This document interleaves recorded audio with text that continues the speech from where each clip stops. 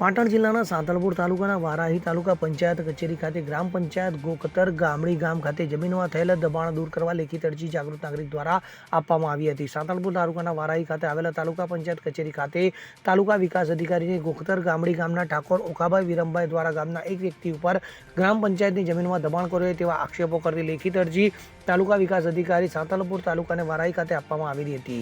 ગ્રામ પંચાયતની જમીન ઉપર દબાણ કરી મકાનો બનાવ્યા હોય અને ખેતી કરતલ હોવાની અમુક જમીન વેચી નાખેલી હોવાને લઈને ગ્રામ પંચાયત દ્વારા તપાસ કરવા ઓખાભાઈ ઠાકોર દ્વારા તાલુકા વિકાસ અધિકારી વારાહીને ખાતે લેખિતમાં અરજી આપવામાં આવી હતી. તો સાથે સાથે કલેક્ટર જિલ્લા મામલતદાર વારાહી તાલુકા નાયબ કલેક્ટર રાધનપુરને રજિસ્ટર રેડીથી અરજી મોકલવામાં આવી હતી. તો સરકારી જમીન ઉપર ગેરકાયદેસર દબાણ કરેલ હોય તેવા આક્ષેપ પણ કરવામાં આવ્યા હતા અને તેમના વિરુદ્ધ લેન્ડ ગ્રેવિંગ અનુસાર કાર્યવાહી કરવાની માંગણી કરવામાં આવી હતી. તો ગામના એક માથાભારે વ્યક્તિ દ્વારા ગેરકાયદેસર દબાણો કર્યા હોવાને તે દબાણો દૂર કરી કાર્યવાહી કરવા આક્ષેપ કરતી અરજી કરવામાં આવવાનું હોવાનું અરજદારે જણાવ્યું હતું.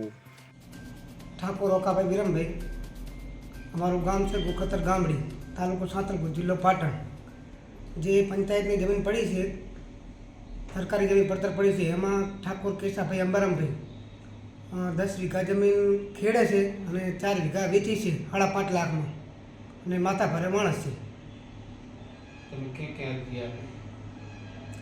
અમે અરજી આલી એ તાલુકા અધિકારી ટીડીઓ સાહેબ વારે અને મામલતદાર સાહેબ વારે, પ્રાંત અધિકારી રાધનપુર અને કલેક્ટરને આરપીડી કરી છે અને ત્યાં જિલ્લા વિકાસ અધિકારીને પણ આપી દીધી છે.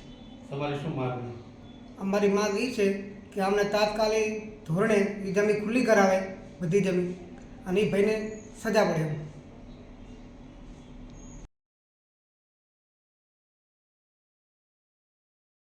દીપક સતવારા સાથે CN24 ન્યૂઝ પાટણ. હવે જુઓ દેશ દુનિયાની તમામ ખબરો તમારી આંગળીના ટેરવે. ઉઠાવો મોબાઈલ અને Google Play Store પરથી ડાઉનલોડ કરો અમારી CN24 ન્યૂઝ મોબાઈલ એપ.